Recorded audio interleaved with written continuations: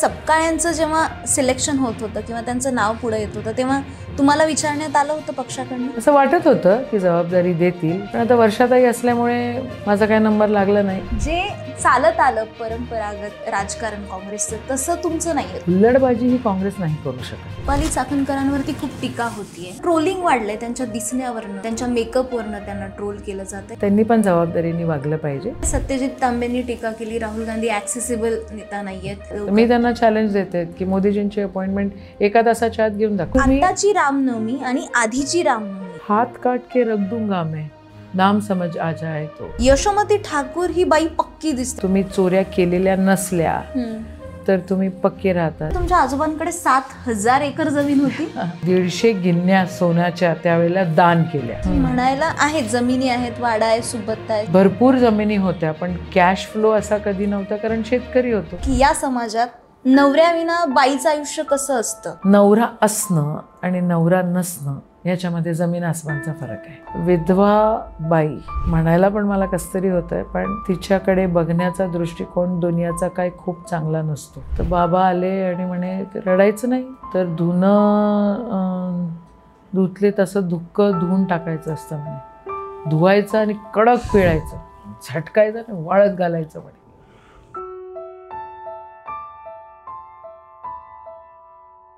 कौटुंबिक पार्श्वभूमी असली तरी स्वतःला सिद्ध करावं लागतो आणि हे मेन टास्क असतो आपल्या आयुष्याचा. असं स्वतःला सिद्ध केलेला एक राजकीय लीडर आपल्याकडे आलेले आहेत, माजी मंत्री यशोमतीताई ठाकूर. तुमचं आमच्या चॅनलमध्ये खूप स्वागत आहे. कसे आहात आणि नमस्कार. कसं आता सध्याचं रुटीन आहे? म्हणजे आमदार असतानाचं रुटीन आणि आमदार आता नसतानाचं रुटीन काय फरक आहे? नाही, काही फरक नाही आहे रुटीनमध्ये. हां, तोच रुटीन आहे, तेवढीच गर्दी आहे, तेवढेच लोकांची कामं आहे, तेवढंच ऑफिसमध्ये जाणं आहे, तेवढाच सगळा गोंधळ आहे आणि तेवढंच काम आहे. म्हणजे वेगळं काही असं बदललेलं नाहीये? काही बदललेलं नाही माझ्या आयुष्यामध्ये. कसा हे पराभव कसा पचवला तुम्ही? म्हणजे त्या यशोमती ठाकूर यांना आम्ही पाहिलंय ज्या मोदी लाटेतही निवडून येत आहेत आणि आता त्या पराभूत झाल्या का? हा पराभव तुम्ही कसा पचवला? बघा, असं असतं, निवडून आल्यावर म्हणजे जीत पचानी चाहिए और हार भी पचाते आना चाहिए. म्हणजे जिंकलात तरी पण ते पचवायला आलं पाहिजे आणि हारलात तरी पण ते पचवता आलं पाहिजे. आणि यशोमती काय एकटी नाही हारली, अख्खा महाराष्ट्र हरला आहे की. म्हणजे मी असं म्हणेल की महाराष्ट्र हरला आहे इथे.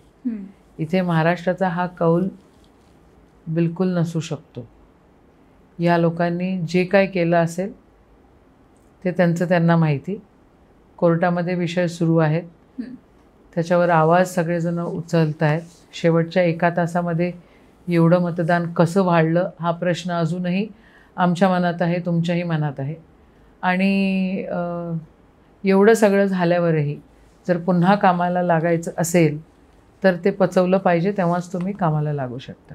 तुमची जेव्हा न्यूज आली, तुम्ही निवडणुकीमध्ये पडलात अशी बातमी आल्याबरोबर पुढचे 2 ते 3 दिवस कार्यकर्ते तुमच्या घराच्या बाहेरनं हटलेच नव्हते. रडापड सुरू होती. काय आहे ते दृश्य, काय होतं किंवा काय अशी फिलिंग वाटली की का मी हरले किंवा काय वाटलं ते? नाही, त्यावेळेला तर मला काय असं वाटलं की आता ह्यांना सांभाळायचं कसं. त्याच्यामुळे तशी मी कणखर आहे आणि मी आयुष्यभर कणखरच राहील. आणि मला त्या मिनिटाला तर अजून जास्त कणखर व्हावं लागलं, कारण मी काय राजकारणासाठी राजकारण करत नाही. माझ्यासाठी माझा मतदारसंघातला प्रत्येक व्यक्ती हा माझ्या कुटुंबातला आहे. तो मला मत देतो नाही देत याने काय फरक पडत नाही, पण तो मला ती कोणी मला मदत मागायला आले आणि माझ्या ते आवाक्यात असलं आणि आवाक्यात नसलं तरी माझ्या परीनं जे काय करायचं आहे ते मी त्या ठिकाणी करतच असते. आणि म्हणून मला कणखर होऊन भरपूर दिवस सगळ्यांना धीर देण्याचंच काम करावं लागलं. सगळ्यांना म्हणावं लागलं की ठीक आहे, इलेक्शन आहे, एक तर माणूस हारतो किंवा जिंकतो. आणि सेकंड डे पासून पुन्हा सुरुवात. हो, 2-4 दिवस लागले त्या सगळ्या गोष्टी व्हायला आणि मग जसं रुटीन होतं तसं सुरुवात झाली. भरपूर लोक 15 दिवस माझ्यासमोर नाही आले. काही लोक कुठे कुठे लपलेले म्हणजे त्यांना हुडकून आणायला लागलं की बाबांना तर घरी जा, तर रुटीनला लागा, आपलं इलेक्शन संपलंय, आता आपलं सेवा काम तर अविरत सुरू राहणार. जोपर्यंत श्वासात श्वास आहे, या शरीरात श्वास आहे, तोपर्यंत काम तर करावंच लागणार. तुमचे वडील तिवसा विधानसभा मतदारसंघाचे 2 टर्मचे आमदार होते आणि तुमच्या आजी जिल्हा परिषदच्या सदस्य होत्या आणि आजोबांचंही पार्श्वभूमी आहे. आम्ही ऐकलं तुमच्या आजोबांकडे 7,000 एकर जमीन होती. मोठी माणसं होती. हे ठाकूर आडनाव कसं धारण केलं, म्हणजे त्याबद्दलची काय गोष्ट आहे?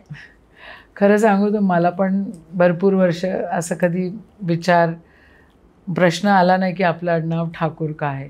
पण काही राजकीय लोकांनी एक दिवस राजकारणापोटी असा द्वेष निर्माण करण्याचा प्रयत्न केला की यांना इंग्रजांनी दिलेली आहे ही पदवी.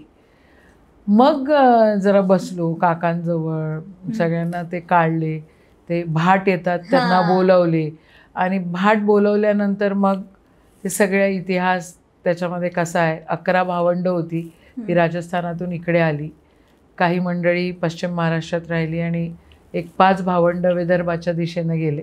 त्यातले 3 भावंडं अमरावती जिल्ह्यामध्ये आले आणि ज्यावेळेला आले म्हणजे धनवान होते, संपन्न मंडळी होती आणि तिथे प्रस्थापित व्हायचं, तर काही लोकांना मदत करायची होती म्हणून त्यांनी 150 गिन्या सोन्याच्या त्यावेळेला दान केल्या आणि दान केल्या म्हणून मग आपला म्हणजे आपले मोठे, आपले देवाला जसं ठाकूरजी म्हणतात तसं ते ठाकूरजी करत ते ठाकूर पदवी ती त्यांनीच बहाल केली लोकांनी आणि मग पुढच्या काळामध्ये ते ठाकूरच लिहिलं गेलं, तर ते ठाकूर आडनाव. पुढे वतनदारी, देशमुखी आणि जमीनदार मंडळी होतीच नाही हे सगळी मंडळी. म्हणजे आमच्या आजोबांना आमच्या पंजोबांना ज्योतिरादित्यांचे जे वडील आणि आजोबा होते महाराजांचे, त्यांचे आलेले पत्र आणि ते सगळं लिखाण आणि ते सगळ्या हिशोब त्यावेळेचा, ते सगळ्या गोष्टी आहेत, अजूनही आहेत. तो आहे सगळा. बिलकुल. आणि याला समृद्ध वारसा असं म्हणावा. वारसा होता, पण मला असं वाटतं की हा वारसा सेवेचा जास्त होता. त्याही वेळेला ज्या वेळेला या मंडळींना ठाकूर म्हणण्यात आलं, त्यांनी सेवा केली म्हणूनच ठाकूर त्यांना म्हणण्यात आलं. आमच्या आजी, आमचे आजोबा हे सगळे खूप मोठी मंडळी होती, मनाने पण मोठी होती आणि म्हणून तो वारसा आम्ही पण चालवण्याचा प्रयत्न करतो. त्यांच्या एवढे आम्ही मोठे आहोत की नाही मला माहिती नाही, पण आमच्या परीनं आम्ही मोठ्या मनानं जे करायचं ते करतो. असं म्हणतात घरातल्या कोणत्याही अपत्यामध्ये एक गुण आलेला आहे. आजीवर गेली, आजोबांवर गेली किंवा वडिलांवर गेली, आईवर गेली. तुम्हाला काय वाटतं, तुमच्या घरातली अशी कोणती पर्सनॅलिटी आहे जे तुम्हाला वाटतं मी यांच्यावरती गेली असेल? म्हणजे मला असं वाटतं की जे सगळ्यांचे चांगले गुण होते ते सगळे माझ्यात आले. Inbuilt, whether it's my voice, whether it is the way I talk, किंवा जसं लोकांना अपीलिंग होतं, लोक येतात माझ्याकडे, बोलतात मनातलं, तर ते सगळं यांच्यातूनच आलेलं आहे. आई बाबांच्या काय आई तर आहेत आणि आई अतिशय धार्मिक आहेत. त्यांनी मला आयुष्यामध्ये एकच अट घातलेली होती की ते सगळं जे तुम्हाला करायचं ते करा, माझं रामाचं मंदिर व्यवस्थित करून द्या म्हणजे झालं. तर आमचं एक 700 वर्ष जुनं मंदिर आमच्या घरातलं आहे आणि जे 2-3 गावं तिथली, म्हणजे जसं मोजरी, तळेगाव ठाकूरच म्हणतात त्याला, मोजरी आहे, तळेगाव, सातरगाव, ह्या 3 गावांमध्ये असं एका राम मंदिरातून दुसऱ्या राम मंदिरामध्ये जायला तळघरं आणि तळ रस्ते होते. तर ते मंदिर आता बांधलंय त्यांच्या हट्टापोटी आणि खूप लोक म्हणतात की म्हणजे खूप लोक रामाच्या नावाने राजकारण करतात. हमारे तो रग रग में राम है, लेकिन हम राजनीति नहीं करते राम के ऊपर. देव आहेत ना ते, देवावर काय राजकारण करायचं.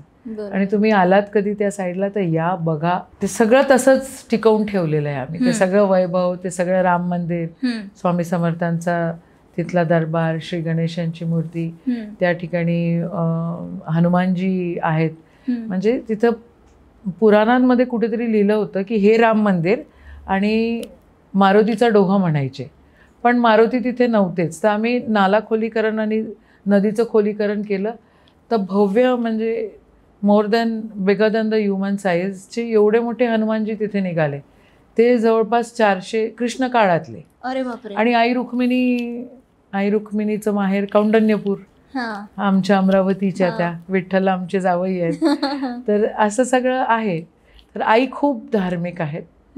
सगळे विधिवत पूजा पाठ सगळं होतात, सगळे पारायण सगळ्या गोष्टी घरामध्ये होतात. पण आम्ही धर्माच्या नावाने राजकारण कधीच केलेलं नाही आणि करणारही नाही आयुष्यात. तुम्ही पण धार्मिक आहात? हो, बिलकुल. पूजा पाठ करता? बिलकुल, सगळे पूजा पाठ जप सगळंच करतो. कोणत्या अशा देवावरती श्रद्धा आहे? म्हणजे प्रत्येकाने, ठीक आहे असं बोलू नये, पण प्रत्येकाने देव पण वाटून घेतलेत. देव वाटून घेतलेत. या देवावरती श्रद्धा जास्त आहे. कोणी विठ्ठलाला मानतो, कोणी स्वामी समर्थाला, कोणी साईबाबांना. तसं तर सकाळी उठल्या उठल्या कराग्रे वसते लक्ष्मी, करमत्ते सरस्वती करा, त्या हा मंत्र तर म्हटलाच जातो की तुमच्या हातातच सगळं काही आहे. आणि मग धरती मातेला नमस्कार केला जातो, कारण हे वळण लागलेलं आहे. पण रामनवमी लहानपणापासून अख्खं गाव रामनवमीच्या दिवशी जेवत असतं आणि ती परंपरा अजूनपर्यंत कायम ठेवलेली आहे.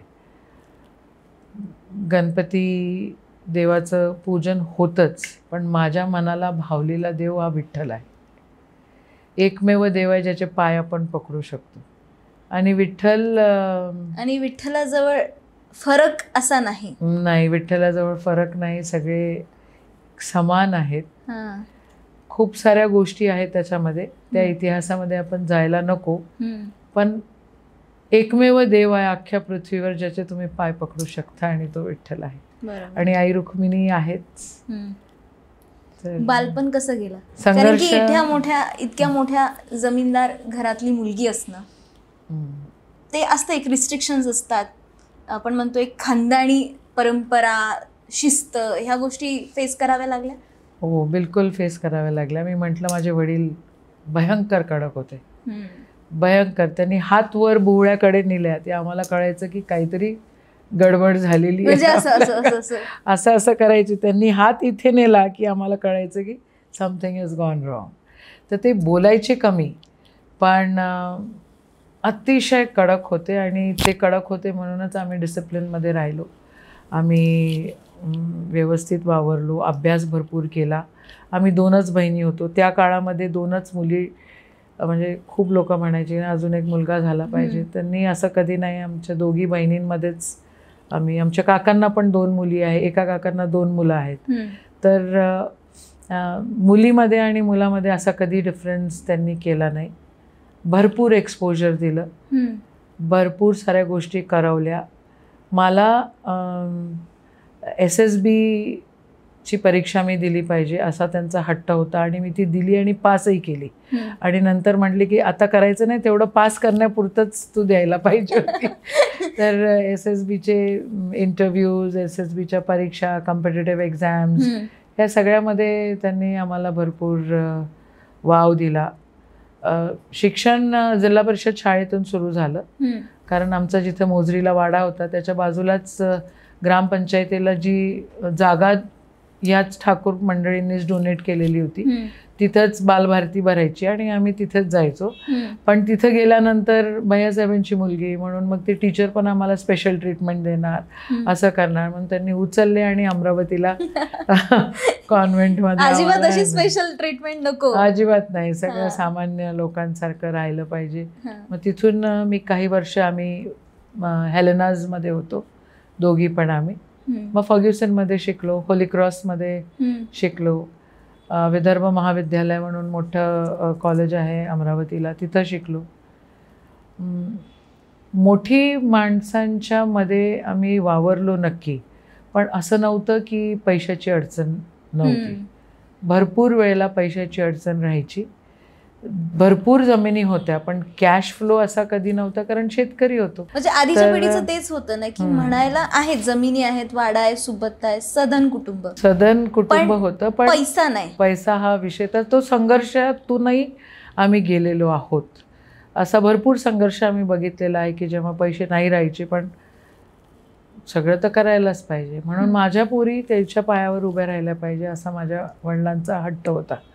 आणि ते कडक होते पण ते अतिशय ब्रॉड माइंडेड होते. आमच्या आईनी पण शेती केलेली आहे.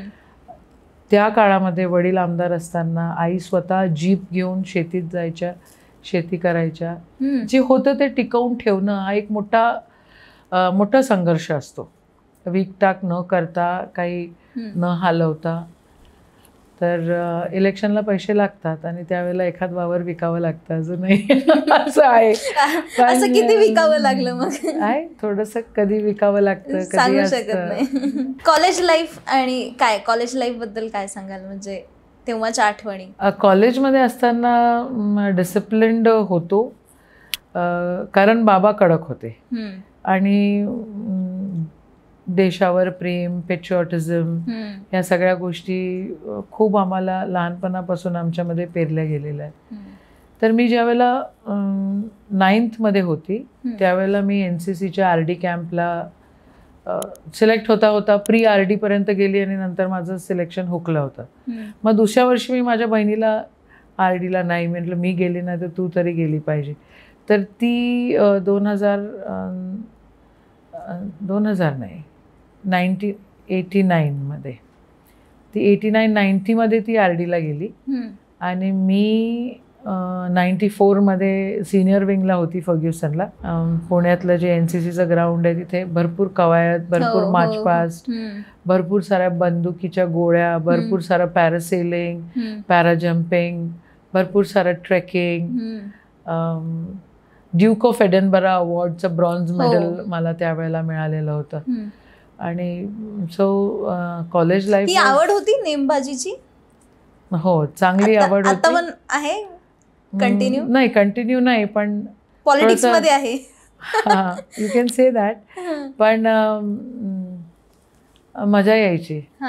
नेम धरल्यावर बुल्स आय मध्ये गोळी मारायची, हे ती जी एक्सरसाइज होती, bull to hit the target, त्याच्यामध्ये मजा यायची. आणि टार्गेट हिट करणं ही एक फॅन्टसी म्हणण्यापेक्षा ही एक हॉबी पण त्याच्यानंतर झाली. आणि भरपूर झालं. 303.22 खूप सारं फायरिंग केलेलं आहे. खूप सारे गोल्ड मेडल स्टेट लेवलवर, नॅशनल लेवलवर फायरिंगचे आहेत. हॉर्स रायडिंग पण केलेलं आहे बऱ्या प्रमाणामध्ये. सैनिक स्कूलमध्ये बेस्ट रामदंडी म्हणून पण मी होते. So college life was full of excitement, full of exercise, full of reading, खूप सारं वाचन, खूप सारं गेम्स, खूप सारे स्पोर्ट्स, खूप सारं डिसिप्लिन. स्पोर्ट्स मध्ये इंटरेस्ट असणारे खूप कमी असतात, त्यातले तुम्ही. मैत्रिणी मित्र आजही आहेत कॉन्टॅक्ट मध्ये? सगळे कॉन्टॅक्ट मध्ये. काय करतात मैत्रिणी आणि काय त्यांची रिॲक्शन असते की आपली मैत्रीण लीडर आहे बाबा? May be I always was a leader, तर त्यांना असं काही खूप वेगळं वाटत नाही. पण त्या मंडळींना भेटून, फर्ग्युसनमधले किंवा हेलेनाजमधल्या मैत्रिणी किंवा होली क्रॉसमधल्या मैत्रिणींना भेटून जी ऊर्जा मिळते ती दुसरीकडे कुठे मिळत नाही. सो व्हॉट्सअप ग्रुप असेलच? Of course, yes. सगळ्यांच्या कॉन्टॅक्टमध्ये आहे मी. अच्छा. आणि या सगळ्या बिझी रुटीनमध्ये हेल्थ आणि डाएट आणि ह्या सगळ्या गोष्टी येतात, ते आपल्याला मेंटेन ते कसं करता तुम्ही? त्यासाठी कसा वेळ काढता? See, basically it's very easy to say की यांना काय, यांना तर आयतंच मिळतं सगळं. पण ते आयतं काय मिळत नसतं. खूप कष्ट त्याच्या मागे घ्यावे लागलं. एखादा राजकारणी जेवढा ॲब्झॉर्व करू शकतो की जेवढा पचवू शकतो तेवढा दुसरा कोणीच पचवू शकत नाही. मग तो मान असो, अपमान असो, किंवा जीत असो किंवा पराभव असो, किंवा रोजच्या लिव्हिंगमधले जे चॅलेंजेस आहेत, लाईफमधले जे चॅलेंजेस आहेत, ते एखादा राजकारणी जेवढं पचवू शकतो तेवढं सगळं सहन करायची आणि ते सहन करून त्याच्यामधनं बाहेर निघण्याची एक खूप मोठी अपॉर्च्युनिटी किंवा एक वळण तुम्हाला तुमच्या आयुष्याला त्याच्यामधनं लागत असतं. तर त्रास होतो, खूप हेक्टिक लाईफ असतं, रात्री झोपायला वेळ होत असतो, सकाळी लवकर कामावर जावं लागत असतं. एखादा नोकरी करणारा तर 4-5 नंतर घरी जातो, मोबाईल बंद करून ठेवतो. आम्ही नाही मोबाईल बंद करू शकत. मी एक प्रसंग सांगते तुम्हाला. मला एक दिवस रात्री फोन आला 1:30 वाजता. 1:30 वाजता माझं काही लक्ष राहिलं नाही, रिंग वाजली. दुसऱ्या वेळा वाजली रिंग, तर मी फोन उचलला आणि समोरचा व्यक्ती म्हटलं, बयास केला म्हणे ताई फोन, म्हणजे वऱ्हाडी भाषेमध्ये, ताई बयास केला तुम्हाला फोन, तुम्ही फोन उचलता की नाही बघासाठी. म्हटलं तू ये उद्या सकाळी, मी तुला दाखवते. तर अशी आमची परीक्षा घेत असतात लोक, खूप परीक्षा घेत असतात राजकारणी मंडळीची. राजकारणी होणं किंवा राजकारणामध्ये सक्सेसफुल होणं हे एक कसरतच असते, कवायतच असते. आणि त्याच्यामध्ये डिसिप्लिन असलं तर सगळं राहतं, नाहीतर मग तुमच्या हेल्थवर खूप प्रॉब्लेम्स येतात. BP, शुगर या सगळ्या गोष्टी झालेल्याच असतात ऑलमोस्ट. रात्री बेरात्री फिरणं, दौरे करावे लागतात, फिरावं लागतं, दौरे करावे लागतात, संघटन बांधावं लागतं, लोकांशी भेटावं लागतं, मनं सांभाळावे लागतात. काही लोक मुद्दामून करत असतात, त्या गोष्टी समजून घ्याव्या लागतात, तरी त्यांना जोडून ठेवावं लागतं. एखादी व्यक्ती आपलं हितचिंतक नसते पण आपल्यामध्ये येऊन बसत असते, तिचाही मान सन्मान ठेवावा लागतो. So it's not a very easy job to become a politician, especially in our country, आपल्या देशामध्ये. पण ठीक आहे. तुमचे म्हणजे तुमच्या वैयक्तिक आयुष्याबद्दल जाणून घ्यायला आवडेल. तुमची मुलं लहान होती, तुम्हाला एक मुलगा आणि एक मुलगी आहे. लहान असताना तुमचे पती ते गेले आणि त्यानंतर ते जे आयुष्य आहे, ते जे आयुष्यात आलेले एक मोठा चढ उतार म्हणता येईल, ते कसं फेस केलं? म्हणजे हे खूप टफ जात असणार की या समाजात नवऱ्याविना बाईचं आयुष्य कसं असतं. सो ते तुम्ही नक्कीच अनुभवलं असेल आणि तिथं काय प्रॉब्लेम तुम्ही फेस केले असे की इमॅजिनही करू शकत नाही. सगळं तर नाही सांगू शकणार मी, पण थोडंसं नक्की सांगेल. आणि त्याच्यामधनं आपल्या काही महिलांना प्रोत्साहन मिळालं किंवा बोध मिळाला तर बरंच होईल. मी 27 वर्षाची होती त्यावेळेला पहिली निवडणूक लढली. माझं लग्न 24व्या वर्षी झालं आणि लगेच मला 25व्या वर्षी एक मुलगा झाला, 26व्या वर्षी मुलगी झाली. आणि माझी मुलं बहुतेक 3.5 वर्षाची आकांक्षा, 4.5 वर्षाचा यशवर्धन. तर त्यावेळेला 2004मध्ये मी एक निवडणूक लढले होते. निवडणूक लढावं असं काही मनामध्ये नव्हतं, पण टाईम असा आला की एक जबाबदारी म्हणून निवडणूक त्या काळामध्ये लढावी लागली आणि ती लढले मी आणि मग माझा पराभवही झाला त्याच्यामध्ये.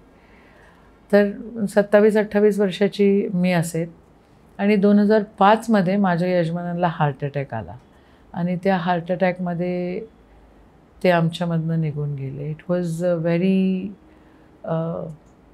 म्हणजे आमचं लग्न झाल्यावर आम्ही म्हणायचो की we are the most luckiest, कारण आमचं लग्न झालं, आम्हाला पटकन मुलं झाली, आमचं फॅमिली छान होती, एक मुलगा एक मुलगी झाली.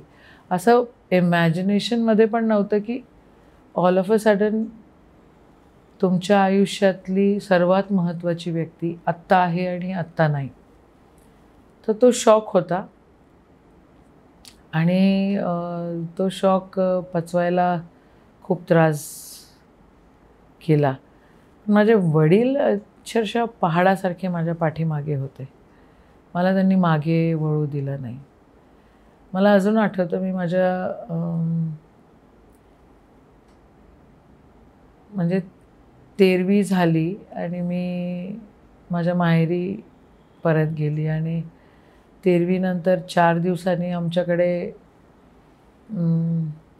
तुम्हाला आठवत असेल की त्या काळामध्ये 2005मध्ये असं स्नोफॉलसारखा फॉल अमरावतीमध्ये झाला होता. अक्षरशः ते रेल्वे स्टेशन आणि खूप गारा आणि अक्षरशः स्नो पडलेला होता त्यावेळेला आणि खूप नुकसान त्या पूर्ण भागामध्ये झालं होतं. तर माझे वडील मी रूममध्ये होती आणि मी माझ्या विचारांमध्ये होती की आता कसं करायचं, कसे पैसे कमवायचे, पोरांना मोठं कसं करायचं, कुठं राहायचं, त्यांच्या ॲडमिशन्स कुठे घ्यायच्या. तर बाबा आले आणि म्हणे ते रडायचं नाही, त्या रडायसाठी तुझा जन्म नाही झालेला आहे.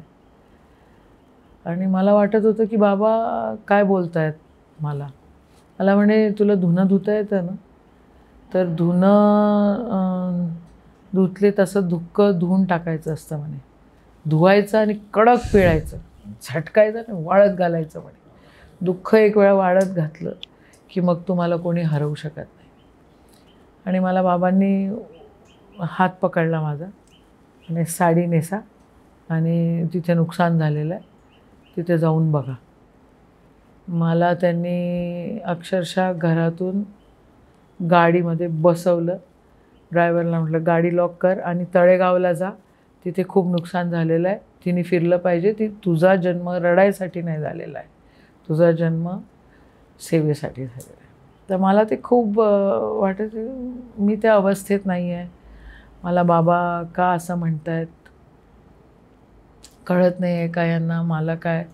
पण मी तिथे गेली, तळेगावला मी उतरली आणि कोणाची घरं पडलेले, कोण काय कोण कसं. एक आजी तिथे मला भेटली आणि तिथले लोक माझ्यावर खूप प्रेम करतात.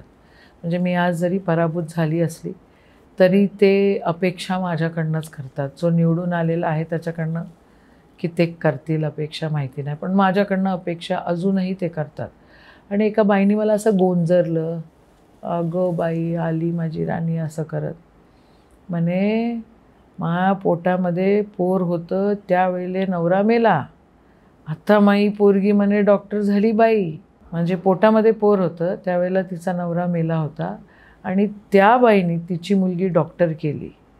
असं तिला कळत होतं की माझ्यासोबत काय घडलेलं आहे आणि मी तिथे आलेली आहे. आणि मला एन्करेजमेंट, म्हणजे तिचं घर पडलं होतं, तिच्यात नुकसान झालं होतं, त्याच्यापेक्षा माझं काय नुकसान झालेलं आहे हे तिला कळत होतं. आणि मी त्यांना धीर द्यायचा प्रयत्न करत होते आणि ती सगळी लोक मला धीर द्यायचा प्रयत्न करत होते. मला म्हटली तुम्ही तर भैयासाहेबाची पोरी आहात, मोठी माणसं आहात, चला चला आम्ही पण फिरतो तुमच्यासोबत. तिथून मी मागे नाही वळून बघितलं. It was very encouraging. खरं आयुष्य काय आहे आणि कसं जगायचं असतं हे तिथंच मला कळलं त्या आजीला बघून. आणि मग आम्ही जे नुकसान झालं आम्ही पोचलो तिथे. आमच्यानंतर तहसीलदार वगैरे सगळे पोचले. मग ते सगळं, मी काय आमदार नव्हती त्यावेळेला, कोणीच नव्हती, मी पराभूत उमेदवार होते. तर तिथून जे सगळे अजून एक एक एक एक एक एक पाऊल समोर टाकत गेलो. 5 वर्ष गेली, 2009मध्ये परत उभं राहिलो आणि निवडून आलो. पण नवरा असणं आणि नवरा नसणं याच्यामध्ये जमीन आसमानचा फरक आहे. आणि तुमचे घरातले लोक पण तुम्हाला ती जाणीव करून देतात की तुला आता नवरा नाही आहे, तू शहाणपणा मारायचा नाही. असं काही असं section of people are there in the society. ते बोलतात, ते करतात. एवढंच काय, मी आमदार झाल्यावर पण काही लोक मला म्हणायला लागले की जरा सांभाळून, बायांनी असं बोलायचं नसतं, बायांनी तसं बोलायचं नसतं. पण या सगळ्या गोष्टीला पडदा माझे वडील काढायचे की नाही, तू अहिल्याबाईंना बघ, तू जिजाऊंना बघ, कशा त्या उभ्या राहिल्या, कसं त्यांनी सगळं सांभाळलं. ताराराणीचं उदाहरण द्यायचे. आमच्या आजी, स्वतः आमच्या आजींचं उदाहरण द्यायचे की तिने कसं सांभाळलं तिचं. आजी, आमचे आजोबा खूप लवकर गेले, तर एवढी मोठी एस्टेट, एकटी बाई, सगळं कसं सांभाळलं. मग ते सगळं हळूहळू हळूहळू करत एक एक एक एक निस्तरत गेलो आणि इथपर्यंत पोचलो. पण विधवा बाई म्हणायला पण मला कसं तरी होतं आहे, पण तिच्याकडे बघण्याचा दृष्टिकोन दुनियाचा काय खूप चांगला नसतो. आणि बाईनी हे नाही केलं पाहिजे ह्याच्यावर जास्त जोर असतो. आणि तुम्हाला आठवत असेल की मी विधानसभेमध्ये पण तो विषय बोलली की काही पॉवरफुल महिला महाराष्ट्रातल्या तुम्ही काढा, त्याच्यामध्ये माझा नंबर लागेल. पण मला आजही संघर्ष करावा लागतो. माझ्या पोरांना त्यांच्या नवऱ्याच्या हिश्श्याची प्रॉपर्टी मिळायसाठी. तर हा संघर्ष जर मला करावा लागतो, तर एखादी शेतकरी महिला जिच्या नवऱ्याने आत्महत्या केलेली आहे, किंवा एखाद्या गरीब घरातली महिला, किंवा चांगल्या घरातली पण महिला, तो संघर्ष महिलांचा अजूनही आहे. आम्हाला ज्या यशोमतीताई दिसतात त्या अशा ॲग्रेसिव्ह कणखर आहेत, आणि दुसऱ्या बाजूला त्या हळव्या देखील आहेत हेही कळलं. हा स्वभाव बदलतो परिस्थितीनुसार? आपल्यावरती काय आघात होतात, आपण काय फेस करतो? म्हणजे तुम्हाला असं जाणवतं की मी अशी आहे, तुम्ही जेव्हा ॲग्रेसिव्ह होता तुम्हाला असं वाटतं आहे हे ॲग्रेसिव्हनेस माझ्यात आहे, कुठून आला? का तो मुळातच स्वभावाचा भागच आहे? असं आहे, प्रत्येक सिच्युएशनला आपण सेम नाही वागू शकत. At some places you have to put your foot down. At some places you have to let things flow. मी मगाही बोलताना बोलले की 27व्या वर्षी आय लॉस्ट माय हजबंड, आणि मी राजकारणामध्ये. मग मी मुळात हळवी आहे, पण मी कालांतरानं कणखर झालेली आहे. तर मुळातला स्वभाव नाही आपला वेगळा होत, पण जगाला ते दाखवायचं नसतं. आणि you face your back towards the world is at your back. तुम्ही जगाकडे पाठ केली तर जग तुमच्या पाठीशी राहतं. नाही तर 27व्या वर्षी विधवा झालेल्या बाईला तर कोणी पण ओरबडलं असतं.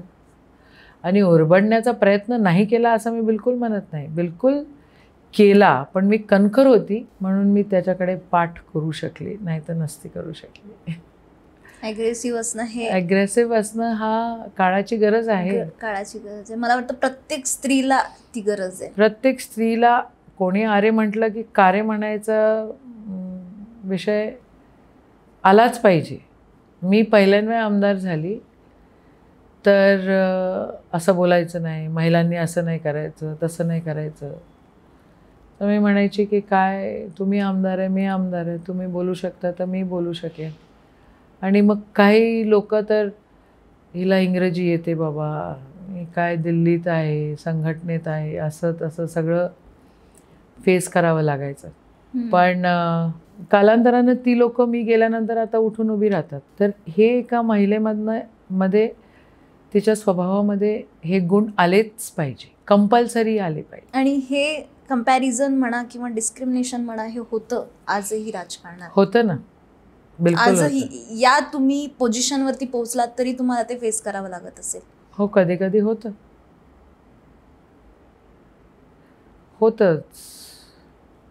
कोणालाही होतं. मग पंकजा मुंडे असो किंवा यशोमती ठाकूर असो किंवा आदरणीय सोनियाजी असो किंवा इंदिराजी असो. राजकारणात ठरवून आलात? नाही ना, ठरवून नाही आले.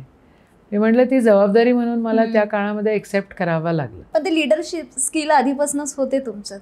हो, वडील आणि आई कडक असल्यामुळे आपोआप डिसिप्लिनमध्ये राहता राहता लीडर होऊन गेलो. ॲग्रेसिव्ह असणं तुमचं ॲग्रेसिव्ह पॉलिटिक्स हे कुठेतरी आम्हाला काँग्रेसच्या पठडीतलं राजकारण न वाटतं ते शिवसेनेच्या जवळ वाटणार असं वाटतं. असं का? म्हणजे जे चालत आलं परंपरागत राजकारण काँग्रेसचं तसं तुमचं नाही आहे. तुम्ही प्रत्येक मुद्द्याला धरून ग्राउंडवरती उतरतात, आंदोलन करणं, टीका करणं, आक्रमकपणा. हा आम्हाला असं शिवसेनेचं राजकारण हे आहे ॲग्रेसिव्ह होण्यासारखं, ते काँग्रेसचं नाही असा एक समज होता. नाही, समज होता. हुल्लडबाजी ही काँग्रेस नाही करू शकत. अग्रेसिव्ह काँग्रेस नेहमीच राहिलेली आहे. तुम्ही इंदिराजीचा स्वभाव बघा ना, त्या अग्रेसिव्ह होत्या ना, म्हणूनच त्या 1971 मध्ये अमेरिकेला उत्तर देऊ शकल्या, जे आत्ताचे पंतप्रधान नाही देऊ शकले. आणि सरेंडर झाले असं म्हटल्याबरोबर देशाचा अपमान झाला म्हणतायत. का सरेंडर झाले आपण? का आपल्या पाठीमागे लोक उभे नाही राहिले? इंदिराजी अग्रेसिव्ह होते आजचं. तर काँग्रेस अग्रेसिव्ह नेहमीच राहिलेलं आहे. काँग्रेसनी हुल्लडबाजी करण्यामध्ये काँग्रेसचा विश्वास नाही आहे. आणि लोकांना मी शिवसैनिक वाटत असली की ठीक आहे, शिवसेनेसारखा माझा स्वभाव, शिवसेना म्हणजे छत्रपती शिवरायांचं ची जी सेना होती ती अग्रेसिव्हच होती ना. हो. मग त्याच्यातले गुण आमच्यामध्ये आहेतच, नाही आहे अशातला भाग नाही आहे. पण स्वभावाने मी सेक्युलर आहे, काँग्रेसी आहे आणि मी काँग्रेसी राहील असाच माझा विश्वास आहे. विधानसभा निवडणुकीमध्ये अनपेक्षित निकाल लागला, म्हणजे लोकसभेमध्ये काँग्रेसने एकदम उचल खाल्ली. असं वाटलं की आता काँग्रेस एक नंबरचा पक्ष राहील आणि आम्हाला विधानसभेच्या निकालात वेगळंच दिसलं आणि अजूनही त्या पराभवाची कारणं शोधतोय, त्याचं ॲनालिसिस आपण करतोय. पण तुमचं ॲनालिसिस काय सांगतं, कुठं कमी पडली आहे का काँग्रेस? महाविकास आघाडी म्हणून आम्ही सामोरे गेलो.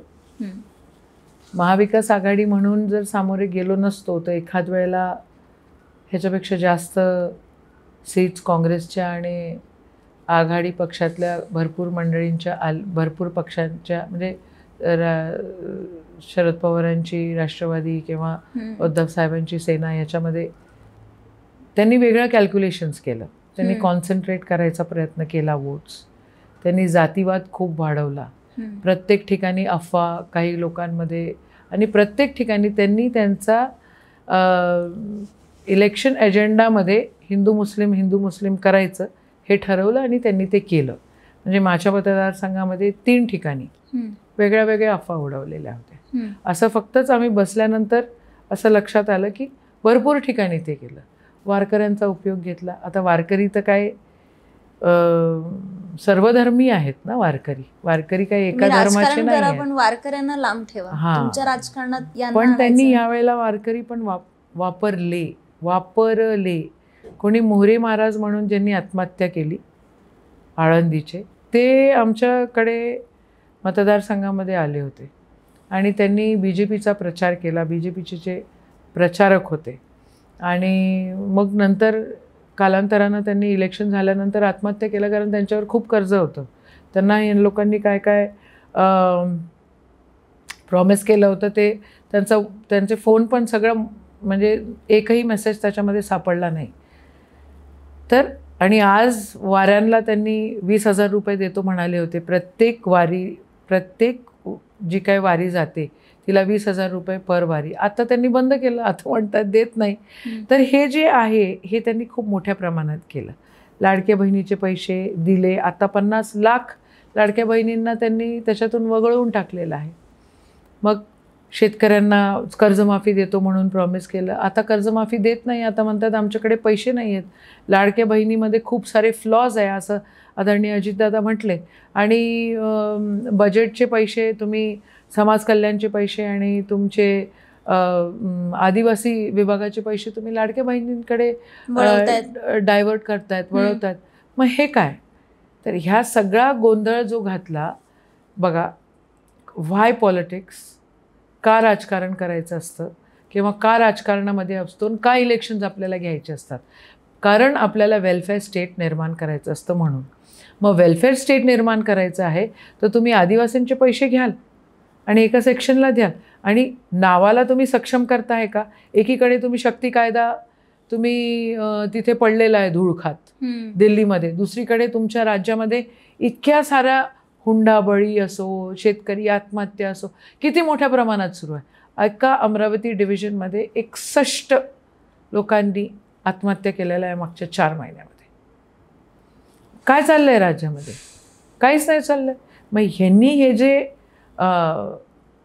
तसंही ही जी मंडळी आता सत्तेमध्ये आहे ते अब की बार मोदी सरकार आणि अभी भ्रष्टाचार पार आणि सगळे भ्रष्टाचारी तर सोबत घेतलेले आहेत. आत्ता जे मंत्रिमंडळ आहे ते अर्ध्याहून जास्त लोक काँग्रेस राष्ट्रवादीचे आहेत तिथे आहेत ना. फॅक्ट आहे. एकीकडे तुम्ही भ्रष्टाचार मुक्त म्हणतात, दुसरीकडे तुम्ही भ्रष्टाचारी लोक स्वतः सोबत घेऊन तुम्ही सत्ता चालवता. जे काय होत आहे ते बरोबर नाही होत आहे. मतांची चोरी, हिंदू मुस्लिम वाद, खोटे आश्वासनं, हे सगळ्या गोष्टी करून आणि जातीभेद हे सगळं करून हे लोक सत्तेत आलेले आहेत. पण आज ते आज आपलं राज्य वेलफेअर स्टेट नाही आहे असं म्हणायला काहीच हरकत नाही. नागपुरामध्ये दंगली होतात, अमरावतीमध्ये दंगली होतात, औरंगाबादमध्ये दंगली होतात आणि ह्या दंगली फक्त जातीवाद वाढवण्यासाठी त्या ठिकाणी क्रिएट केल्या जातात आणि होम मिनिस्टर जबाबदारी घेत नाही. What is it? प्रत्येक रामनवमी सारखा इव्हेंटच म्हणेल मी त्याला, इव्हेंटच ना. म्हणजे तुम्ही आताची रामनवमी आणि आधीची रामनवमी याच्यामध्ये जमीन आसमानचा फरक आहे. आम्ही पंक्तीला जेवायला जायचो जेव्हा रामनवमी असायची, जेव्हा गावामध्ये सणासारखं वाटायचं. आता ते बदललंय चित्र, आता वेगळं वाटतंय. कुठेतरी भीती पण वाटते की हे असं काय चाललंय, कुठं चाललंय हे सगळी दिशा, कुठे आहे याची. सो याच्याबद्दल तुम्ही येतात, राजकारणी नेते पुढे येतात, टीका करतात, पण पुढं काही होत नाही. दंगली अजूनही थांबत नाही थांबत आहे. कारण जे लोक सत्तेमध्ये आहे त्यांनी हे विष इतक्या जास्त पेरलेलं आहे. आम्ही प्रयत्न करतोय, अशातला भाग नाही की आम्ही प्रयत्न करत नाही. हे जे सत्तेमध्ये आहेत यांच्या सगळ्यांची लेकरं बाहेर आहेत शिकायला आणि जे कार्यकर्ते आहेत ते गल्लीबोळ्यामध्ये हिंदू मुस्लिम करत फिरतात, भगवे दुपट्टे टाकतात आणि गोंधळ घालतात. बकरी ईदमध्ये एकही गाय वगैरे कटली नाही पाहिजे मुद्दामून ह्याची घोषणा करतात. अरे नाही कटत आहे. तुम्हाला महाराष्ट्रामध्ये नाही चालत ना, गोवंशाची हत्या महाराष्ट्रात नाही चालत, मग तुम्हाला मेघालयमध्ये, केरळामध्ये कशी चालते, गोव्यामध्ये कशी चालते? चाललं काय आहे? हिथं हे तिथं ते, म्हणजे जिथे जशी सिच्युएशन तसे तुमचे विचार बदलत राहणार. ह्याला कायरता म्हणतात, दुसरं काहीच म्हणत नाही. लोकसभेमध्ये यांनी संविधान बदलण्याचा खूप मोठा आकस आणलेला होता आणि संविधान बदलू शकत नाही. संविधान या देशाचं सर्वधर्म समभावाचं आहे. Right to equality, article 14 is the main crux of our constitution. हे तुम्ही बदलू शकत नाही. तुम्ही ऑपरेशन सिंदूरमध्ये पण तेच करायचा प्रयत्न केला. तो सिंदूर वाटप करताय घरोघरी जाऊन, अक्षता तुम्ही घराघरी जाऊन वाटप करताय आणि एकीकडे तुम्ही ते एक मस्जिदचा फोटो, एकीकडे श्रीरामाच्या मंदिराचा फोटो. काय म्हणजे मंदिर बनलं पण जिथे ती मस्जिद होती तिथं नाही बनलं, वेगळ्या ठिकाणी मंदिर बनलेलं आहे. मंदिर काय जिथं मस्जिद होती त्याच ठिकाणी नाही बनलेली आहे, वेगळ्या ठिकाणी. मग ती न तोडता पण बनवू शकली असती ना. जागा एक ती जागा तशी सुरक्षित ठेवण्यात तशीच आहे ती जागा. लोकांमध्ये आव किती आणतायत, किती तो गोंधळ घालतायत पिढ्यानपिढ्या. म्हणजे त्यांनी, मी सांगते एक अनुभव मला आलेला, फर्स्ट हँड अनुभव. माझ्या मित्राचा मुलगा काहीतरी जय श्रीराम करून त्यांच्याकडे तलवारी वगैरे सापडल्या. वलगाव म्हणून गाव आहे तिथे. तर तो मला आला, म्हटलं मम्मा प्लीज या पोरांना तुम्ही म्हणे खूप त्यांच्यावर केसेस लागतील, बघा सांभाळून घ्या. मग मी त्यांच्या आईवडिलांना बोलवलं, म्हटलं सांभाळा. जय श्रीराम, जय श्रीराम म्हणजे श्रीराम हे किती मोठी गोष्ट आहे. तुम्ही रामाच्या नावाचा उपयोग राजकारणासाठी कसं करू शकतात? तो अवी मुंडे ना, की अभि मुंडे म्हणून कवी आहे, त्याने किती सुंदर ती कविता लिहिली आहे, खूप छान, किती सुंदर. त्यांनी काय म्हटलं, हात काट के रख दूंगा मैं, नाम समझ आ जाए तो. हाथ काट के रख दूंगा मैं, नाम समझ आ जाए तो, राम समझ आ जाए तो. राम राम तो कह लोगे, म्हणजे मी असं 2-3 ओळी मला राम राम तो कह लोगे तुम, लेकिन राम सा तुम्हें बनना भी होगा. सबसे पहली चुनौती ये होगी कि अहंकार को जलाना होगा. किती अहंकार. राम म्हणजे काय, तुम्हाला राम म्हणजे काय ते अभि मुंडेने इतकं सुंदर समजावून सांगितलेलं आहे. जी लोक स्वतःचा अहंकार सोडायला तयार नाही, देशाच्या युद्धावर तुम्ही राजकारण करतात. काँग्रेसने तुम्हाला सपोर्ट केला होता ना, मग तरी तुम्ही सिंदूरचं राजकारण का करतायत? लाज वाटत नाही? इतकं नालायकासारखं वागताय तुम्ही. त्या सोफिया खुरेशीच्या नावाने काय बोलले हे भाजपवाले, काय बोलले RSS वाले, आणि कलेक्टर फोन लावतोय तिच्या परिवाराला की तुम्ही या आणि आदरणीय पंतप्रधानांच्यावर फुलं उधळवा. What the hell. This is not my country. माझ्या देशाचा स्वभाव असा नाही आहे. माझ्या देशाचा स्वभाव सगळ्यांना सोबत घेऊन चालण्याचा आहे. माझा देशाचा स्वभाव हिंदू मुस्लिम सिख ईसाई हम सब है भाई भाई हा आहे. तो स्वभाव तुम्ही बदलण्याचा प्रयत्न करून राहिले आणि आम्ही प्रयत्न करतोय. त्या सगळ्या गोष्टी इतकं विष ते पेरलं वेगळ्या वेगळ्या दृष्टी. म्हणजे आता बकरी ईद आली तर बकरी ईदच्याबद्दल घोषणा करणार. आमच्याकडे तर आमची माजी खासदाराला म्हणे पाकिस्तानातून धमकी आल्या. काय वेडेत का लोक. आणि तेरा सिंदूर मिटा डालेंगे म्हणून त्यांना आदरणीय होम मिनिस्टर सिक्युरिटी देतात. हे ह्याला काय राजकारण म्हणतात काय. 70,000 कोटी रुपयाची भानगड केली आणि आयुष्यात कधीही आमचं लग्न राष्ट्रवादीसोबत होऊ शकत नाही, असं नाही तसं नाही तसं नाही. झालं की लग्न बसलेत सोबत तुम्ही. दुसऱ्यांना तुम्ही वॉर्निंग देताय की तुम्ही एक तर मुख्यमंत्री बना नाही तर मग जेलात जा. आणि हे सगळ्यांना घेऊन तुम्ही राज्य चालवत आहे. वेलफेअर स्टेट नाही आहे. राजकारणासाठी काही आम्ही नाही करू शकत काँग्रेसवाले. आमचा मूळ स्वभाव तुम्ही जे म्हणताय की काँग्रेसवाले असे ओळखले जातात, आमचा मूळ स्वभाव आहे सत्याग्रह. आणि त्या सत्याग्रहासाठी आम्ही कटिबद्ध आहोत आणि आयुष्यभर राहू. ऑपरेशन सिंदूरवरती राहुल गांधींनी प्रश्न उपस्थित केले होते. का नाही करणार. विश्वगुरू होते ना तुम्ही. तुम्ही विश्वगुरू होते. तुम्ही इलेक्शनच्या आधी तो मोठा कोणचा G20चा कार्यक्रम घेतला. अख्ख्या जगातल्या लोकांना उभं केलं. एक जण तर तुमच्या पाठीशी उभा नाही राहिला. आणि सरेंडर केल्याबरोबर तुम्ही म्हणताय देशाचा अपमान. सरेंडर झालात ही फॅक्ट आहे. तुम्ही देशाची मान खाली घातली ही फॅक्ट आहे. तुमच्या मागे एकही माणूस एकही देश उभा नाही राहिला ही वस्तुस्थिती आहे. आणि ही वस्तुस्थिती एक काँग्रेसवाला जर मांडतो आहे तर ही फॅक्ट्स आणि फिगर्स राहुलजींनी त्याच वेळेला म्हटलं होतं कोविड येणार, एअरपोर्ट बंद करा. त्यावेळेला तुम्हाला हॅलो ट्रम्प करायचं होतं म्हणून एअरपोर्ट तुम्ही खुले ठेवलं. है this is a fact. Hello Trump झालं आणि म्हणून एवढ्या मोठ्या प्रमाणामध्ये कोविड आलं आणि म्हणून एवढी मरणं झाली. तुम्ही त्याच्यामध्ये स्वतःचे फोटो टाकले. काय वॅक्सिनेशनमध्ये फोटो. याच्या आधी काय वॅक्सिनेशन ड्राईव्ह झालेलं नाही देशामध्ये. आता तुम्ही रेल्वेच्या तिकिटावर स्वतःचे फोटो टाकताय. ऑपरेशन सिंदूर.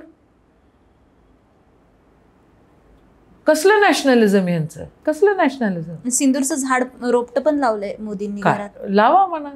सिंदूरचं रोपटं लावा. अजून काय गोंधळ घाला. पण खरे तर खरं तर सांगा. तुम्ही सगळ्या गोष्टी एका विशिष्ट पठरीतल्या व्यापाऱ्यांसाठी करताय. बॉर्डरमधला सोल्जर त्याच्यापेक्षा जास्त धीट व्यापारी असतो असं म्हणतायत. लाज नाही वाटत. लाजा नाही वाटत. One single country did not stand behind us. एक तर देश आपल्या पाठीमागे राहायला पाहिजे होता. आणि ज्या वेळेला राहुलजी म्हटले होते 370 आर्टिकलच्या वेळेला, ज्या वेळेला पार्लमेंटमध्ये ते बोलले होते की तुम्ही फॉरेन पॉलिसीमध्ये खेळ नका करू. मग आज त्यांचं बरोबर ठरलं ना. कोविडच्या वेळेला त्यांचं बरोबर ठरलं. त्यांनी काही दिवस आधी सांगितलं होतं की आता युद्ध हे ड्रोन्सवर. त्यांनी ते सगळं एक्सप्लेन केलेलं होतं. त्यावेळेला तुम्ही दुर्लक्ष केलं. राफेलच्या वेळेलाही त्यांनी सांगितलं होतं वॉर कोणासोबत भांडलो आपण. पाकिस्तानसोबत. अजिबात नाही. We were fighting. Pakistan was just a phase. We were fighting with China and America. You don't have the guts. तुमच्यामध्ये ती धमक नव्हती त्यांना धमकी देण्याची आणि वॉर कंप्लीट करण्याची. जिंकलो होतो ना आपण. जिंकलो होतो वॉर. मग का हारलो. मग का सीज फायर. आणि Y is America declaring that cease fire. बरोबर. का. म्हणजे माझ्या आईंचा वाढदिवस होता 11 तारखेला. 10 तारखेला आम्ही आमचे कुटुंब मिळून आम्ही बसलो होतो एका ठिकाणी. माझं म्हणलं अमेरिकाने डिक्लेअर केलं. त्यांनी ट्विट केलं आहे म्हणे ट्रम्पनी. ट्रम्प ट्विट करता आपलं cease fire. Where we have to stop. You been told what is your foreign policy. What is happening. काय फॉरेन मिनिस्टर ना काय ते जातात करतात काय. का आपल्या देशातल्या अमेरिकेतून अमेरिकेमध्ये आपल्या युनिव्हर्सिटीमध्ये आपल्या पोरांना ॲडमिशन्स का नाही? तिथली पोरं परत पाठवतात. कशा प्रकारे पाठवतात? बेड्या घालून. ती खरंच मग नाचक्की होती तुमच्यापेक्षा आपल्यासाठी. तर तो युक्रेनचा प्राईम मिनिस्टर जास्त धीट आहे. तो तिथं वाद तर करू शकला त्याच्यासोबत. तुम्ही तर झुकून आलात. काय इंग्रजीमध्ये ते काय बोलले हे तुमच्या लक्षात नाही आलं, तुम्ही हसलात. असा देश चालणार आहे आपला? देश सगळ्यांचा आहे. जो या देशामध्ये राहतो त्यांचा हा देश आहे. आणि पेट्रिऑटिझम आणि नॅशनलिस्टमध्ये जो फरक आहे तो आहे, यू शुड बी अ पेट्रिऑट. आम्ही आमच्या देशावर प्रेम करतो आणि आम्ही हे सहन नाही करू शकत की आमच्या देशाच्या पाठीमागे, आमच्या प्राईम मिनिस्टरच्या पाठीमागे कोणीच एकही देश उभा नाही राहिला. It is a loss. आज कळत नाही आहे, उद्या कळेल केवढं मोठं नुकसान आपलं झालेलं आहे ते. प्रत्येक गोष्टीमध्ये सन्मान्य राहुलजींनी बोलले, वॉर्निंग दिली, सगळ्या गोष्टी सांगितल्या, कालांतरानं त्याच गोष्टी झाल्या. मग तुम्ही काय म्हणताय? राहुलजींना पप्पू कॅम्पेन चालवण्यासाठी तुम्ही करोडो अब्जो रुपये खर्च करताय. Very sad, very sad, very sad. आपला देश आहे आणि त्या देशाला जर कोणी इजा करत असेल तर सन्मान्य राहुलजी बोलतील, काँग्रेसचा प्रत्येक कार्यकर्ता बोलेल, प्रत्येक नेता बोलेल. तुम्ही राहुल गांधींच्या ब्रिगेडमधले मेंबर आहात आणि वैष्णवी हगवणे प्रकरण झालं महाराष्ट्रात, ते त्यांच्या कानावर घातलं तुम्ही? त्यांना कळलंच आहे, ते कळलेलेच आहे त्यांना. शक्ती कायदा त्या ठिकाणी पडलेला आहे. शक्ती कायदा ज्या वेळेला बनत होता त्यावेळेला आदरणीय होम मिनिस्टर आपले देशमुख साहेब होते, अनिल दादा देशमुख होम मिनिस्टर होते. मी महिला व बालकल्याण मंत्री होती. आम्ही बसलोय त्या बैठकांमध्ये, आम्ही वाचलंय ते पूर्ण. मग का नाही? तुम्हाला जर या सगळ्या गोष्टींना आळा आणायचा असेल तर का शक्ती कायदा इम्प्लिमेंट होत नाहीये? का अडकलाय? त्यांची पॉलिसी आहे, नाही करायचं आहे त्यांना. अडकलाय म्हणजे काय? राष्ट्रपतींकडे गेलेला आहे की तो केला पाहिजे ना.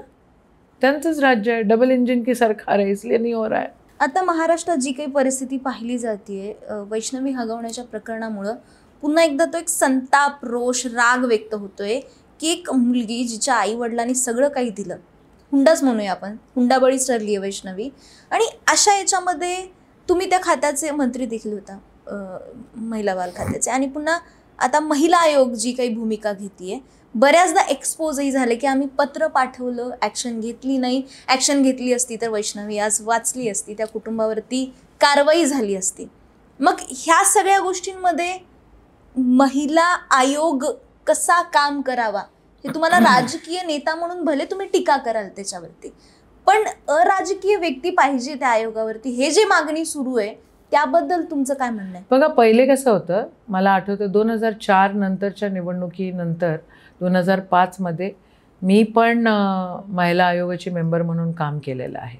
रजनीताई सातव त्या ठिकाणी होत्या, त्याच्या आधी निर्मलाताई प्रभावळकर होत्या, विजयाताई बागडेसारखी व्यक्ती मेंबर त्या ठिकाणी होती, सुजीबेन शहा त्या ठिकाणी होत्या. तर तुम्ही या सगळे लोक वकिली व्यवसायांमधले होते. आम्ही पण वकिली व्यवसायांमधले होतो, आम्हाला पण कायद्याचं ज्ञान होतं. पण आता जे काही सिलेक्शन केलेलं आहे त्याच्यामध्ये वकिली व्यवसायामधली मंडळी त्या ठिकाणी नाही आहे. आणि दुसरं, महिला आयोग, चाइल्ड राईट कमिशन, ज्युव्हेनाईल राईट कमिशनचं असतं, तर ते स्ट्रेंथनिंग करण्याची खूप गरज आहे.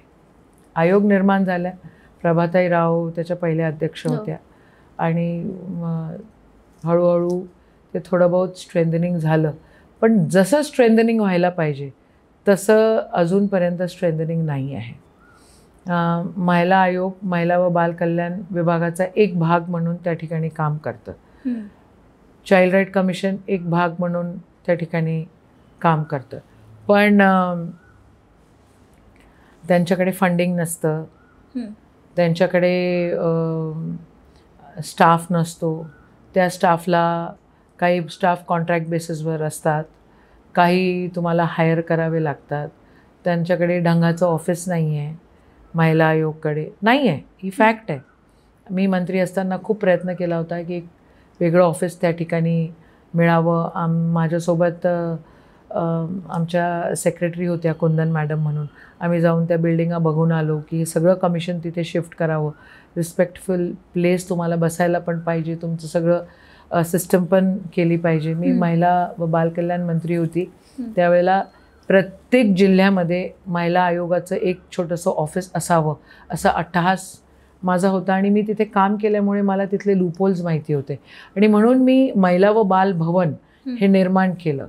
हे प्रत्येक जिल्ह्यामध्ये एक महिला व बाल भवन असावं, तिथे हे जे कमिशन्स आहेत त्या कमिशनला पण ऑफिस असाव्या.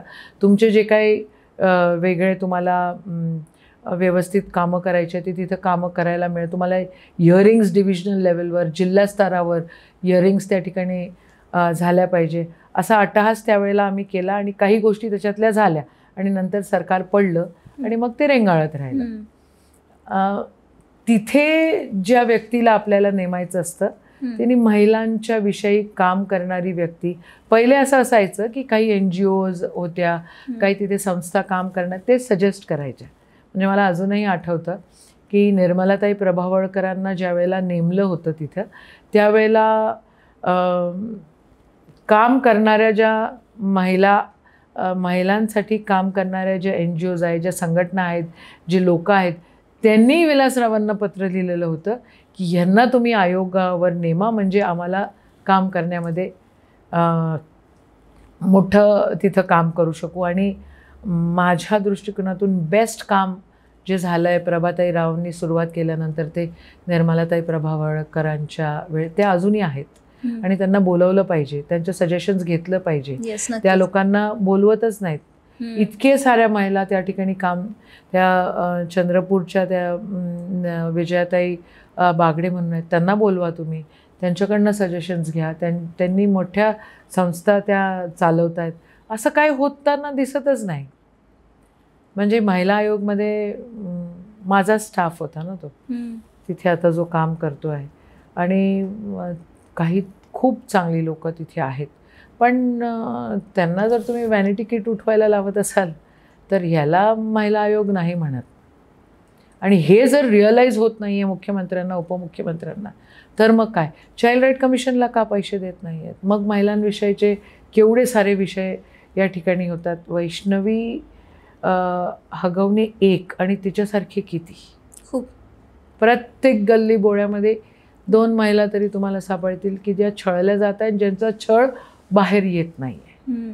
आणि महिला बोलली की ती बोलते असं होतं ना, हिच्याचमध्ये काहीतरी फॉल्ट असेल असंही होतं.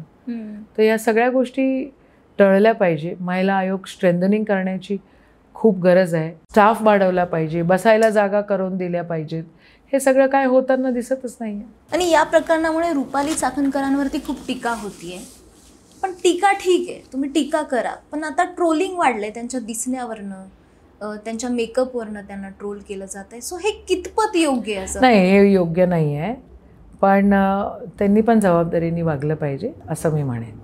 का म्हणजे एखादी महिला चांगली आहे दिसायला म्हणून तिला ट्रोलिंग करण्यात काही मतलब नाही आहे. पण still you have to have a sensitive heart to understand what Mahila Aayog is.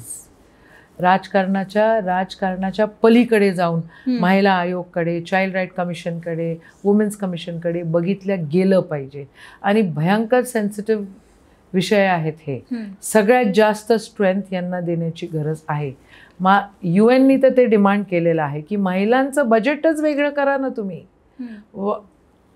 Finance minister budget करतो, त्याच्यानंतर त्याच्यामध्ये महिलांच्या आणि मुलांच्या विषयी वेगळं बजेटिंग झालं पाहिजे. It is the need of the hour. हे इंटरनॅशनल फ्रंटवर दिस इज द कॉलिंग, पण ह्याला कोण बघायला तयार नाही आहे.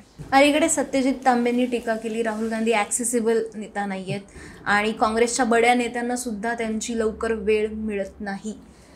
तुम्ही रिसेंटली कधी भेटलात राहुल गांधींना? CWCच्या बैठकीमध्ये, काँग्रेस वर्किंग कमिटीच्या. मी आत्ता काल परवा पण भेटले असते, पण आई रुक्मिणीची पालखी आमच्या अमरावतीमधनं निघते आणि त्याचं भव्य स्वागत आम्ही दरवर्षी करत असतो 4 तारखेला. नाही तर मी 4 तारखेला परत राहुलजींना भेटले असते. राहुलजी भेटतात ना, मग मोदीजी किती लोकांना भेटतात? किती लोकांना भेटतात मोदीजी? मोदीजी भेटतात का रोज? लावा 1 तासात त्यांनी अपॉइंटमेंट घेऊन दाखवावी मोदीजींची. राहुल गांधींची अपॉइंटमेंट घ्यायला किती वेळ लागतो? थोडासा वेळ लागतो. काय पण प्रोसेस आहे? ती एक सिस्टम आहे, एक रिक्वेस्ट पाठवायची असते, मोबाईल मेसेजवरनं? ईमेल करायचा असतो स्टाफमध्ये, तिथे त्यांच्या ऑफिसमध्ये एक रिक्वेस्ट पाठवायची असते आणि ते भेटतात ना. किती वेळामध्ये आपल्याला रिस्पॉन्स मिळतो त्या तिकडनं? कधी लवकर मिळतो, कधी ते कुठे दौऱ्यात असतील किंवा अजून कुठे असतील 1-2 दिवसांनी मिळतो. म्हणजे आम्हाला राहुल गांधीपर्यंत पोहोचायचं आहे, सो आम्हाला काय प्रोसेस फॉलो केली पाहिजे? त्यांच्या ऑफिसला तुम्ही रिक्वेस्ट पाठवली पाहिजे. तुमच्यामध्ये तेवढं तथ्य पाहिजे की तुम्हाला काय नेमकं, what is your reason why you want to meet, आणि ते तथ्य जर त्यांच्या ऑफिसला वाटलं तर ते तुम्हाला बोलावून घेतात. त्यांनी चॅलेंज दिलं होतं, काय? अपॉइंटमेंट घेऊन दाखवा. मी त्यांना चॅलेंज देते की मोदीजींची अपॉइंटमेंट 1 तासाच्या आत घेऊन दाखवायची. ते पीएम आहेत. So what? PM नसताना ते भेटत होते का 1 तासामध्ये? अशी एक टीकेचा सूर आहे की राहुल गांधी एकट्या राहुल गांधींचा मूड असतो लढण्याचा आणि बाकी महाराष्ट्रातले नेते हे तसे वागत नाहीत, असं आहे. म्हणजे तो समन्वय किंवा तो ॲक्टिव्हली नेते काम नाही करत असं वाटतं? करतायत ना. विधानसभा झाली तरी कोणी गेलेलं नाही आहे. जे आहेत ते लढतायत. पण राहुलजी जास्त आक्रमकतेने करतात, अजून जास्त जबाबदारीने करतात. ते त्यांच्या विचारावर ठाम आहेत आणि कधी कधी काही नेत्यांना कन्फ्युजन होतं, पण महाराष्ट्रातले नेते पण ठाम आहेत त्यांच्या विचारावर. महाराष्ट्राबद्दल राहुल गांधींचं काय, म्हणजे ते काय अँगलने पाहतात किंवा त्यांचं काय अजेंडा आहे महाराष्ट्राबद्दल? ते काय विचार करतात तुमच्याजवळ डिस्कस करताना, जेव्हा तुमच्या मीटिंग्स होतात, चर्चा होतात? महाराष्ट्राबद्दल राहुल गांधींचं म्हणणं काय? महाराष्ट्र आवडतो राहुल गांधींना. महाराष्ट्रात जिओ पॉलिटिकल सिच्युएशन पण आवडते आणि महाराष्ट्रामध्ये नेहमीच काँग्रेसला कल दिलेला आहे. हे जे आत्ता झालं आहे हे ह्या 2014 नंतरचे जे काही दूरीकरण लोकांनी केलेलं आहे त्याच्यामध्ये काही गोष्टी थोड्याशा बिघडलेल्या आहेत. पण महाराष्ट्र पुरोगामी आहे.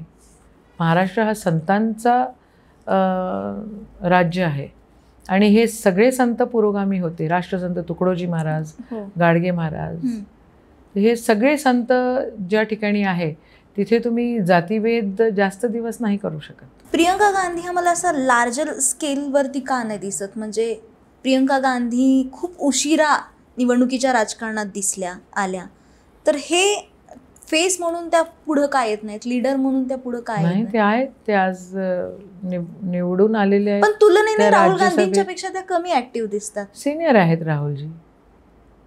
एका घरामध्ये एखादं सिनियर असतं, एखादं ज्युनियर असतं, तर राहुलजी सिनियर आहेत आणि मला असं काही वाटत नाही की त्या ॲक्टिव्ह नाही आहेत. त्यांना काही गोष्टी त्या करतात, काही गोष्टींमध्ये त्या अजून पडत नाहीत, पण त्या CWCमध्ये आहेत, त्या सगळ्या डिसिजन मेकिंगमध्ये असतात, त्या भेटतात लोकांना, बोलतात लोकांशी, इलेक्शनचे कॅम्पेन्समध्ये त्या असतातच ना. असं नाही आहे की नाही आहे म्हणून. तुम्ही राष्ट्र पातळीवरती राजकारण करताय आणि प्रदेश पातळीवरचं देखील राजकारण पाहताय, काय डिफरन्स वाटतो तुम्हाला दोन्ही राजकारणात? कॅनव्हस मोठा आहे राष्ट्र पातळीवरचा, विषय वेगळे आहेत थोडेसे. महाराष्ट्राच्या लेवलवर कॅनव्हस ऑल इंडियापेक्षा थोडा कॅनव्हस आहे. सिच्युएशन्स थोडे वेगळे होतात, तिकडे सिच्युएशन्स थोडे वेगळे आहेत. आम्हाला असं दिसतं की जेव्हा तुमच्या पक्षातले नेते अचानक अनपेक्षितरित्या पक्ष बदलतात, कितीतरी असे पक्षप्रवेश घडलेत, पण यशोमती ठाकूर ही बाई पक्की दिसते. म्हणजे तुमची कमिटमेंट स्ट्रॉंग दिसते काँग्रेससोबत, की तुम्ही निर्णय घेऊनच टाकलाय की किती ऑफर आल्या तरी मी काय सोडणार नाहीये काँग्रेस. आणि ऑफर आलेही असतील ऑफकोर्स. कोणी दिले ऑफर? बघा, असं आहे की तुमचे विचार पक्के असले तर तुम्ही पक्के राहतात. तुम्ही चोऱ्या केलेल्या नसल्या तर तुम्ही पक्के राहतात. ज्या लोकांनी चोऱ्या केलेल्या आहेत तेच तिकडे गेलेले आहेत, मंत्री पण आहेत आता, आणि ज्यांनी पिढ्यानपिढ्या त्या ठिकाणी काँग्रेसचा उपभोग केलेला आहे तेही लोक तिथे जाऊन बसलेत. त्यांच्या अडचणी आहेत. म्हणजे काय, चोऱ्या नसत्या केल्या तर तिथं नसतं बसावं लागलं ना. चोऱ्या केल्यात म्हणून तिकडे गेलात ना, म्हणून तुम्ही पक्ष बदललाय. एका रात्रीतून तुम्ही विचार कसं बदलू शकता? एकीकडे तुम्ही सर्व धर्म संभावाचे पाईक असता, दुसरीकडे तुम्ही फक्त हिंदू धर्माचे पाईक होता. एकीकडे तुम्ही हिंदू मुस्लिम भाई भाई म्हणतात, तिथे म्हणतात की हिंदू राष्ट्र बनाना आहे, असं नाही. आम्ही पण हिंदू आहोत, पण आम्ही सर्वधर्म समभावाचे पाईक आहोत. जे लोक गेले, त्यांच्या अडचणी, त्यांचे चोऱ्या, त्यांचे धंदे, त्यांचे कारखाने, असं काय काय भानगडी असतात, म्हणून ते जातात. आता विधानसभा निकालानंतर आता महानगरपालिका, स्थानिक स्वराज्य संस्थांच्या निवडणुका आल्यात, मिनी विधानसभाच येते. सो काय तयारी आहे काँग्रेसची? आता सन्माननीय आमचे प्रदेश अध्यक्ष हर्षवर्धन दादा आहेत, त्यांच्या मार्गदर्शनामध्ये आणि बाकी सगळे सिनियर लीडर्स आहेत. मग बाळासाहेब थोरात असो, सुनीलदादा केदार असो, नितीन राऊतजी असो, बंटी पाटील असो, आम्ही असो, प्रणितीताई असो, किंवा वर्षाताई असो, नसीमभाई असो, किंवा अजून बाकीची मंडळी असो, सगळेजण असं आहे, निवडणुकीसारखी लढावी लागत असते. आणि स्थानिक स्वराज्यामध्ये त्या ठिकाणी जो जास्त अप्रोचेबल तो निवडून येत असतो. तर बैठका सुरू आहे, कॅनव्हसिंग सुरू आहे, बांधणी सुरू आहे, प्रत्येक जिल्ह्यामध्ये कार्यक्रम सुरूच आहेत. तर जे आहेत ते आहेतच. काँग्रेसने एका अनपेक्षित चेहरा समोर आणला प्रदेश अध्यक्ष पदासाठी. तर सपकाळ्यांचं जेव्हा सिलेक्शन होत होतं किंवा त्यांचं नाव पुढे येत होतं, तेव्हा तुम्हाला विचारण्यात आलं होतं पक्षाकडनं? नाही, मला विचारायची काही गरज नाही आहे ना. मला कशाला विचारणार आहे की हा प्रदेश अध्यक्ष करू का म्हणून. पण महाराष्ट्रातले जे मुख्य नेते आहेत काँग्रेसचे, काही मंडळींना त्यांचं मत विचारात घेतलं असेल ना? असेल घेतलेलं. तुम्हाला पण ह्या पदाचं होतं, स्कोप होता की हे तुम्हाला दिलं जाऊ शकतं? असं वाटत होतं की जबाबदारी देतील, पण आता वर्षाताई ऑलरेडी एक महिला मुंबईमध्ये आहे, तर दुसरी महिला देतील हा विषय होताच की एकाच वेळेला 2 महिला कसं काय देणार आहे तुम्ही, ज्या वेळेला तुमचं राज्य नाही आहे. तर हा विषय आला होता डिस्कशनमध्ये, पण आता वर्षाताई असल्यामुळे माझा काय नंबर लागला नाही असं म्हणायला काय हरकत नाही. एकाच वेळी 2 महिलांना पद नको म्हणून ते पद नको. आता आम्ही 3 महिला मंत्री होतो. आम्ही ज्या वेळेला महाविकास आघाडीमध्ये 3 महिला, 2 आमच्याच पक्षाच्या होत्या, वर्षाताई आणि मी. तुम्ही? आणि एक आदिती ताई होती, ती शरद पवार साहेबांच्याकडून होती. तर महाविकास आघाडीमध्ये 3 महिला होत्या. आता काही महिला आहेत त्या ठिकाणी. त्याच्या आधी 3 महिला कधी होत्या तुम्ही आठवा. पण असं डिस्क्रिमिनेशन नाही, पण हा विचार असावा की ठीक आहे, एक प्रदेश अध्यक्ष महिला आहे, तर इथे एक मुंबई साईडचा, एक विदर्भ साईडचा असं. आता जागा वाटपाचा मुद्दा पुन्हा पुढे येणारच आहे महाविकास आघाडीतला स्थानिकसाठी, आणि विधानसभेतही त्या मला एपिसोड पाहायला मिळाला, लोकसभेतही. विधानसभेत कुठे असं जे अनालिसिस पुढे आलं मीडियामध्ये की शिवसेनेमुळे काँग्रेसला फायदा झालाय की तोटा झालाय नेमकं, म्हणजे तुमचं अनालिसिस काय सांगतं? म्हणजे सांगलीसारखं उदाहरण घ्या, जागा वाटपाच्या भांडणामध्ये ती जागा गेली, पण ती अप्रत्यक्षपणे तुमच्याचकडे आलेली आहे काही झालं तरी. मला नाही वाटत ह्याच्यावर मी काही कमेंट केलं पाहिजे. पुढच्या काळामध्ये निवडणुका आहेत आणि जे स्थानिक लेवलवर ज्याला जे कम्फर्टेबल वाटतं त्या अनुषंगानं सगळे करतील. विधानसभा निवडणुकीमध्ये भाजपचं बळ वाढलं, नंबर्स वाईज पण, आणि आपण सगळं बघितलं निकाल. आता स्थानिकच्या निवडणुकांमध्ये काँग्रेसला काय चॅलेंज वाटतं? बिलकुल चॅलेंजिंग आहे वाटतं. EVM त्या ठिकाणी टॅम्पर नाही झाली पाहिजे, हा एक आमच्या मनामध्ये एक विषय असतोच. आणि स्थानिक स्वराज्याच्या निवडणुकीमध्ये लोकांचा कल, आता हे त्यांनी, आपण 1 मिनिट असं समजूया की त्यांनी कल दिला, त्यांनी मतं नाही चोरली, तर लोकांना कळलेलं आहे की हे किती खोटारडे आहेत म्हणून. कल हा त्यांच्या विपरीत राहील याचा मला विश्वास. मग काँग्रेस पक्षाला काही स्ट्रॅटेजी बदलायला लागेल लोकसभा आणि विधानसभेच्या व्यतिरिक्त? काही रणनीती सिच्युएशन, स्थानिक स्वराज्य प्रत्येक जिल्ह्याचं वेगळे कॅल्क्युलेशन असतात, प्रत्येक जिल्ह्यामध्ये वेगळा हिशोब असतो, आणि त्याच अनुषंगानं महाविकास आघाडी जो निर्णय घेईल ते होईल. एक कॉमन प्रश्न आहे महाराष्ट्राला, सत्ता कोणाची येऊ कोणाची जाऊ, महाराष्ट्राला महिला मुख्यमंत्री अजूनही मिळालेली नाहीये, आणि ते तुमच्या तोंडून ऐकायला आम्हाला खूप बरं वाटेल की काय आम्ही काही स्कोप ठेवायचं, काही आशा ठेवायची का नाही? महाराष्ट्राचा मूळ स्वभाव जर जपल्या गेल्या तर पुढच्या काळामध्ये तुम्हाला महिला मुख्यमंत्री पण दिसतील. पुढच्या काळात म्हणते मी. काही शॉर्ट प्रश्न आहेत तुम्हाला, अगदी हलके फुलके, त्याची उत्तरं मला असं वाटतं एकदम तुम्ही प्रामाणिकपणाने द्यावी. ओके. भाजपमधले कोणते नेते तुम्हाला आवडतात? असं कोणतं व्यक्तिमत्व आहे जे तुम्हाला आवडतं भाजपमध्ये आत्ताच्या काळात? नितीन गडकरी साहेब नक्कीच, त्यांच्याबद्दल सॉफ्ट कॉर्नर असायला काहीच हरकत नाही, कारण व्यापक आहेत ते. राहुल गांधी का प्रियंका गांधी? दोन्ही. अरे एकच कोणता तरी ऑप्शन निवडा. असं नाही. आवडते नेते कोणते तुमचे, शरद पवार का Sonia Gandhi? Indira Gandhi. Sonia Gandhi of course she is my leader. माझ्या नेते आहेत त्या. शरद पवार साहेबांकडनं खूप सारं शिकण्यासारखं आहे. पण इंदिराजी आणि सोनियाजींना भेटल्यावर जो आनंद होतो तो एक वेगळाच असतो. त्यांचा ऑरच आहे एकदम. सोनिया गांधी. येस. काय त्यांच्याबद्दल थोडं सांगा ना मला, कारण की त्या अशा व्हेरी सेन्सिटिव्ह, खूप आपुलकी आहे त्यांना. मला बघितल्यावर म्हणतात ओ माय फायटर कम या, असं बोलवतात, भेटतात, रेकग्नाइज करतात, अंडरस्टँड करतात. प्रियंका गांधींचा स्वभाव कसा आहे? चांगला आहे, मोकळा आहे, छान आहे. तर राहुल गांधींचं सोशल मीडियावरती जो प्रेझेन्स आहे ना, तो पूर्ण त्याचा पर्स्पेक्टिव्हच वेगळा आहे. की कधी कोणाला गॅरेजवाल्याला भेटणार, ट्रक ड्रायव्हरला भेटणार, कोणाला तरी फोन करून म्हणणार की या चहाला. म्हणजे एवढे त्यांनी हे आता सुरू केलंय सोशल मीडियावरती. ह्या जेन्युइन आहेत ते, जेन्युइनली ते काम करतात, सेन्सिटिव्ह आहे, देशावर प्रेम करतात. मला एक इन्सिडेंट आठवतो. आमच्याकडनं ना, मी गुजरातमध्ये मी IYC इंडियन यूथ काँग्रेसची जनरल सेक्रेटरी इन्चार्ज होती.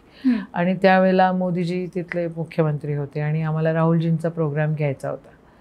आणि पोरबंदरमध्ये काहीतरी झालं आणि समोरच्या डिस्ट्रिक्टमध्ये आम्ही पोचत होतो आणि ट्रोलिंग केलं त्यांना, राहुलजींना, गुजरातच्या मीडियाने.